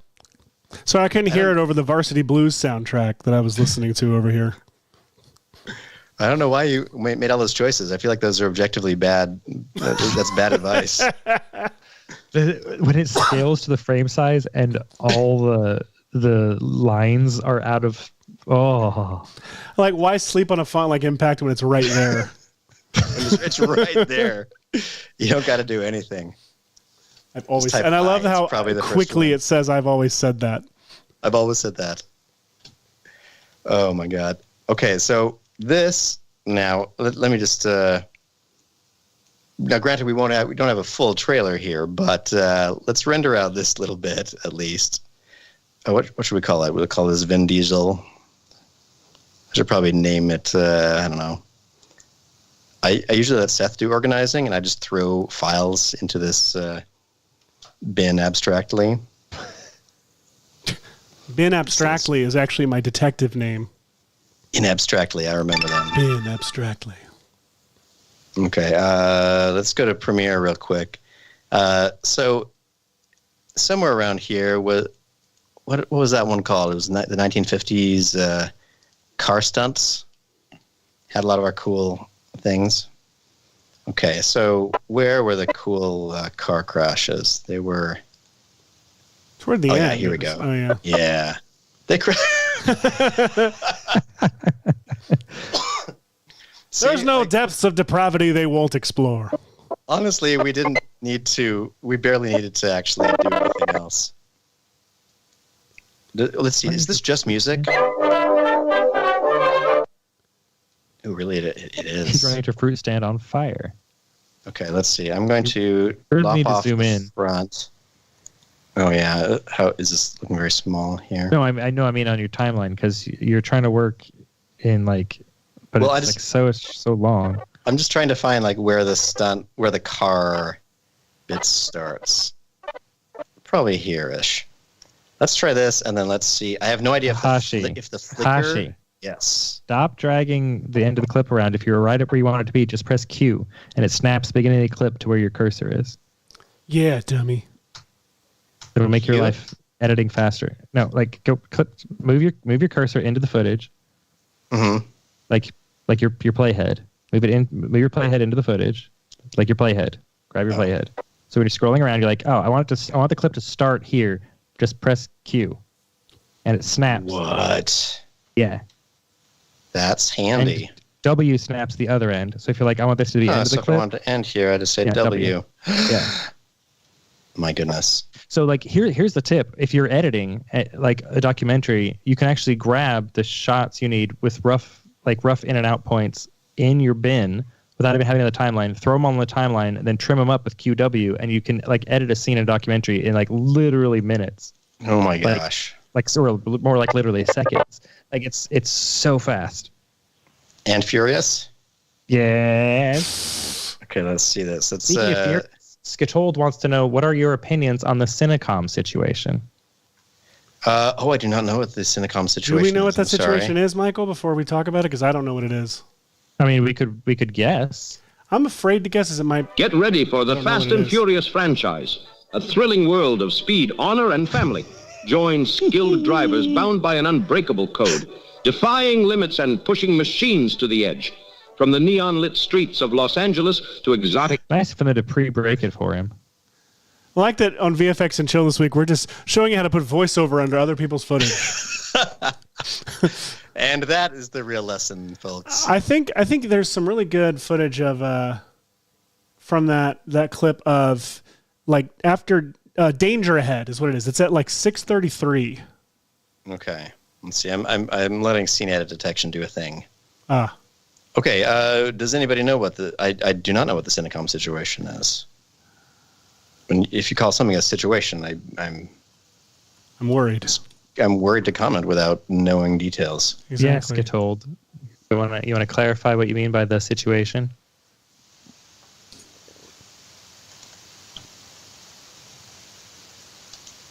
Leap.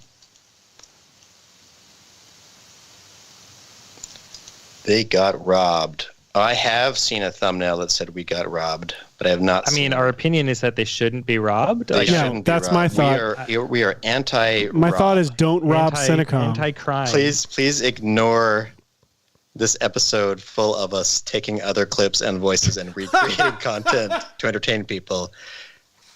I love the cut. The cut that Grace and Kyle will put together for us this week will be like Hashi saying, "All artists are thieves," and then all artists are thieves. Don't steal from Cinecom. Oh my gosh! Yeah. So what other possible opinions could one have? The bad guys should not break in and steal people's things. Like first of all, we like Cinecom. We've chilled with them before. We had them on the show. Yes. Our Home Alone episode from 2 years ago. Yeah. Go watch it. After this episode is over. Oh yeah, not right now. It's too exciting right now. Speaking of, too exciting, too fast, 7 too exciting, minutes. too furious. 7 minutes. I don't know, man. Okay. I did honestly think that you just need one car crash, and I think honestly, oh man, the plane stuff is pretty great. What was the? Go back to the plane. Toward the end.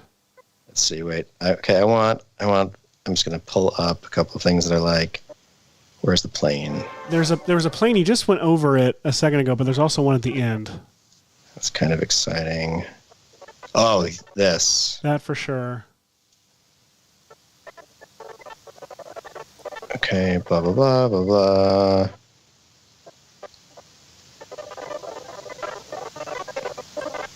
Ooh. Oh, there we are. Yeah, that plane, that feels like something literally from Fast 6.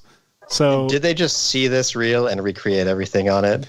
Absolutely. The shot of the car underneath the plane. I hope you grabbed that one. This is perfect. That's the one to use. Let me give you another text title to put over it. Okay, let's grab these. I'll drag some of these over here. There's got to be a better way to do what I'm doing right now. No. Okay, now what's the close gap command? Do that. Let's unlink all these. I love editing live in front of people. It's very comfortable.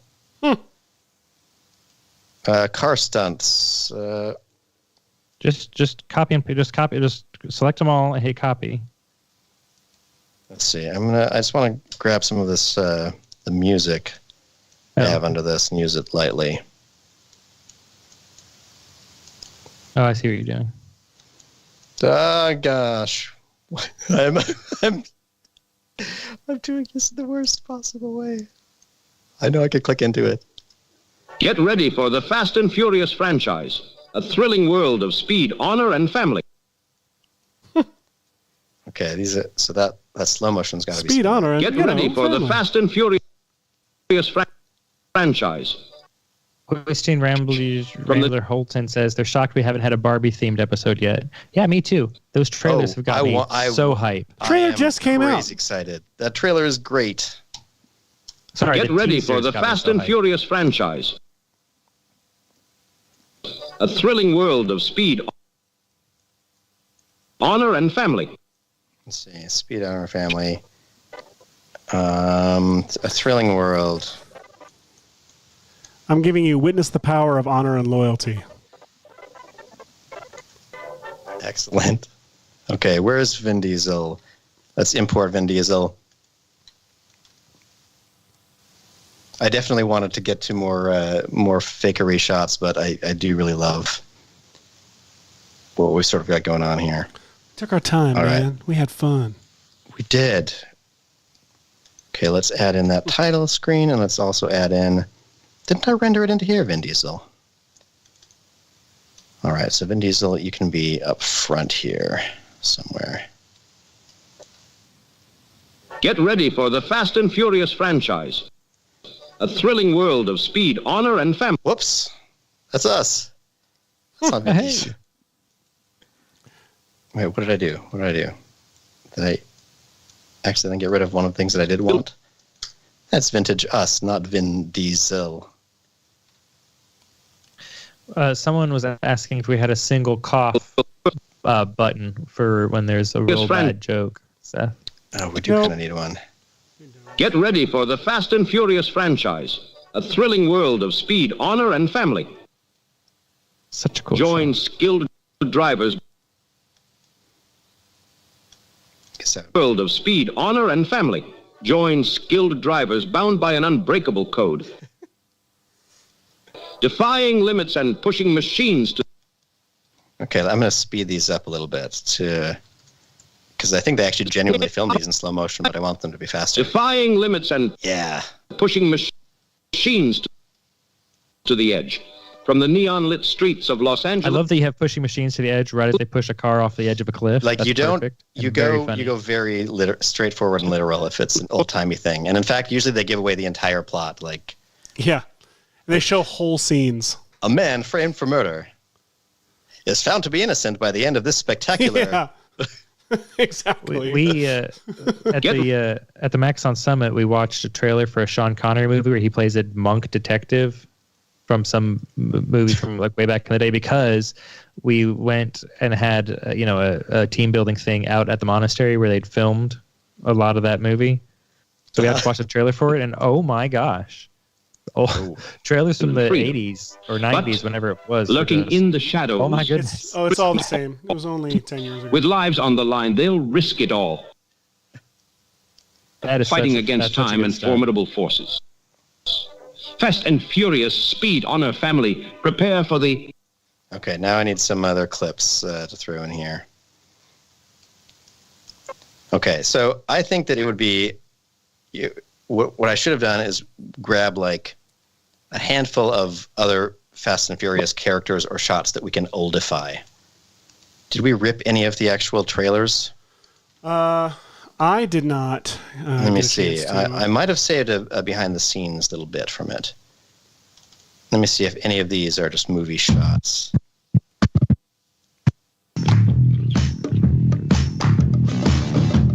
See, the hard thing is if you... There's a nice green screen Vin. Oh, and screen walker. Let's see. Thank you, Alonso. Yes, the film was called The Name of the Rose, or something along those lines anyway. Oh, excellent. Oh, sorry, I should mute this. I forgot the scrubbing sounds are probably very annoying. Only a little. Let's see. Can't I be in just the video only of this? Or do I have to drag it into the timeline and then unlink it and then delete this and then dive into just the clip? There we go. Okay, this is a behind the scenes bit. I just got to look for shots of this that I have a relatively static camera. That's the hard part. You might need to stabilize. Yeah. Yes, let's stabilize these. Okay. We're at the top of the hour. But we started late, so I say we can go 5 minutes over since we started we can late. Too. Okay, let's. Oh wait, up here looked like a good reaction shot. Maybe this might be extreme. Let's see. I should probably grab a real trailer because this is a VFX breakdown.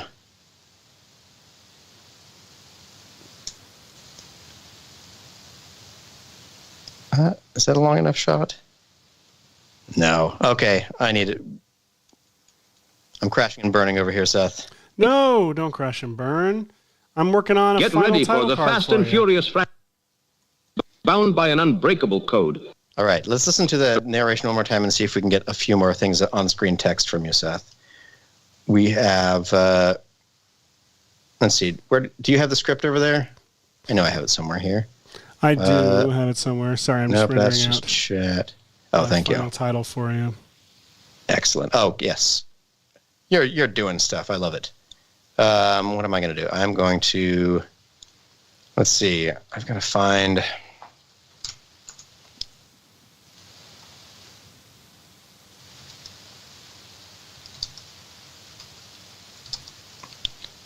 Let's see.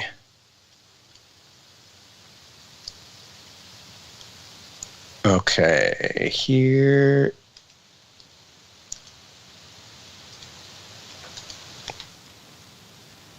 Don't remember if I'm still sharing all of my audio. Probably. I'm not hearing anything. Excellent. So I'm trying not to. FF5 all action. Let me import some more Fast and Furious clips.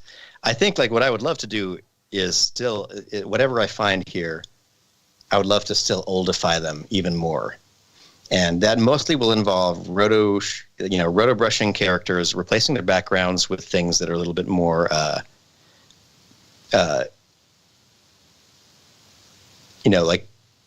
what's the word I'm looking for? Not contemporary, but Vintage. Yeah, more vintage-looking stuff. Wow. Yeah, finally. Yes, vintage diesel was Nick's suggestion in the chat. I feel like vintage diesel could be on our thumbnail for today. Oh yeah, vintage diesel should definitely be our thumbnail for the episode. That said, I quite like the thumbnail we currently have. It is pretty. We do look swell, right? Yeah. They can't outrun us on the bridge. Why couldn't they not outrun them on the bridge? The bridge is the same as any other road. I don't understand. What?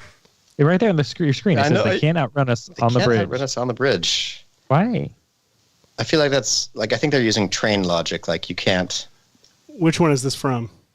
This is, I think, Fast 5. Yeah. Because I heard it was the best. They jump off the.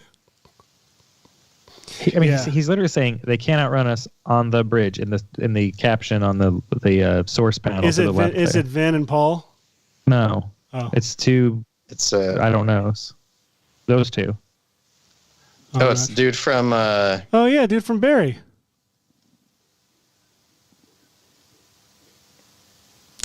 I'm sorry. This is just the most fun I ever have is doing this kind of thing. Show your screen. Oh, that's so good. Although I feel like you should just grab the titles from the original Fast and the Furious movie that they got the rights to the name. I looked at it. It's not anything. Not good. Yeah. Well, pity. Do you have the trailer for that kicking around somewhere? I found the whole movie on YouTube. Oh. Well, there you go, folks. If you want to watch the original Fast and Furious from the from the 1900s. 19 whatevers, the somethings. Oh wait, does this need to be 4x3? Shoot, hang on. I don't care. I can throw it into my. But not if it does this. Oh yeah. Dummy. Sorry. I'm a big dummy. Hang on. And we did 4x3 because movies used to be 4x3. Movies used to be 4x3. Were they 3x2? Oh, they were all over the place. Yeah.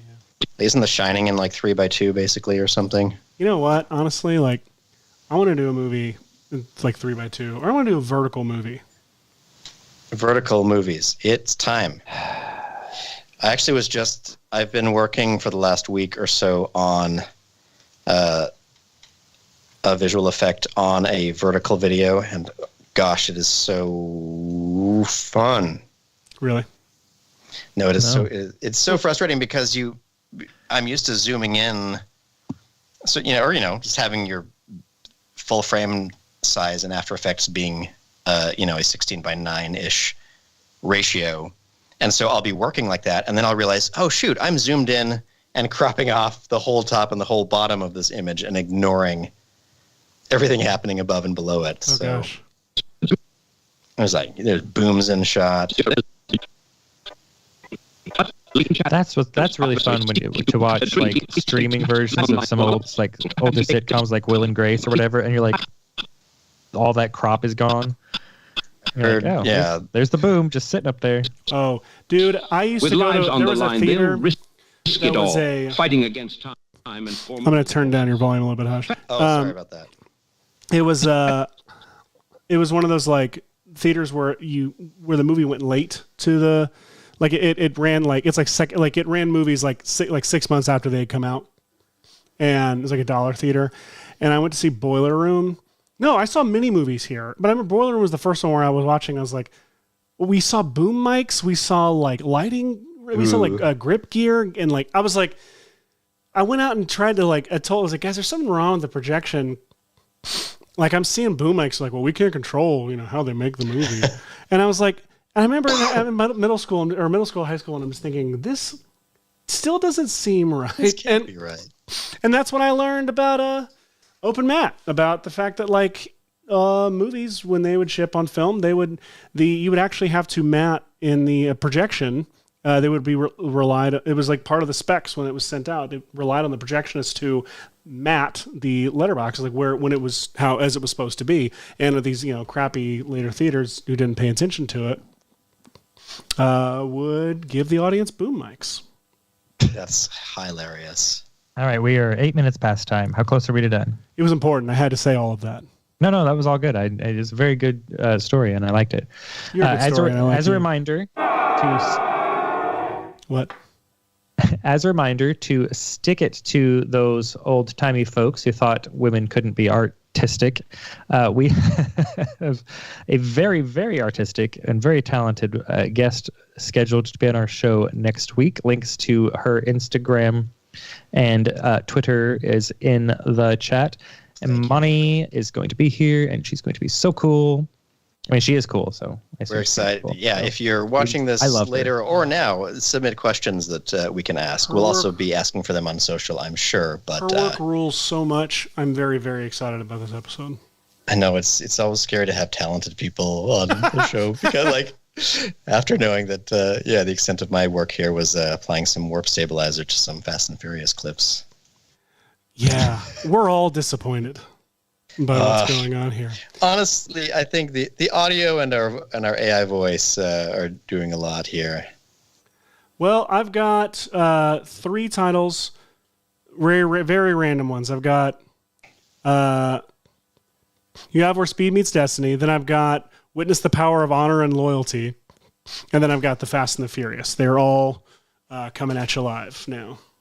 Excellent. All right, over here, I am trying to warp stabilize a handful of shots from Fast and Furious. So they're actually, so instead of the like intense car jitter, they're just very like boring and flat. Nice. I love just watching the letterbox bounce around. Let's see. Gotta try to, like, granted, you would never have something this close up in a movie, no way. But like this is an accident if this is happening. But that's why you film wide. Like we could probably turn John Wick into it because they frame wide. That's true. We could have. All right. What do I need? Should I just grab retrograde since I'm in Premiere and apply it to everything. Yep. Default retrograde, applying to everything. It doesn't have to be default. You can set some That's settings true. and copy and paste. Oh, good point. Okay, Or let's you can apply see. to adjustment Here we menu. go. And one of the checkboxes is converting things to 18 frames per second, which does give it such a great whatchamacallit. Yeah. Oh, it's not liking that I've transformed the scale and the warp stabilizer effect on here ahead of time. It's just uncheck the 18 frames per second, and you should be fine. Oh, that's so fun. Oh my Just gosh, footage that from the looks great. movie is pretty great with retrograde. Let's see. I'm going to uncheck the 18 frames per second, but Will we talk about motion design or VFX with Amani? Yes. Both of those things probably, because she is very good at both of them. we will talk about anything that y'all suggest down there. We will probably talk about her charity and why she's doing it. We'll probably talk about how she got into motion design and visual effects. We have so much to talk to her about. We'll talk about the multiple Emmys she's won and her cool slow-mo camera shots on the red carpet. We'll talk about whatever. Oh, I love having Emmy winners on here. All right, Josh, we do need to wrap it up. What do you want to do? Yeah, let's wrap it up. Ignore me. I'm in my own world of All right, hoping everybody, I can do thank things. you once again for being on This the was on the lovely. show, for coming to the show. I will try to post our results if I get time to do this next week. And but yeah, one last time I'm going to play the. Never mind. No, I'm not. I'm not plugged in anymore. But yeah, thank you everybody for coming to our old-timey episode. We started so strong out of the gate and have some interesting material by the end of it. But Nice. This has been lovely. I think we got some fun stuff. We'll post it on social this week, and you all share it like crazy and say VFX and Chill made me share this.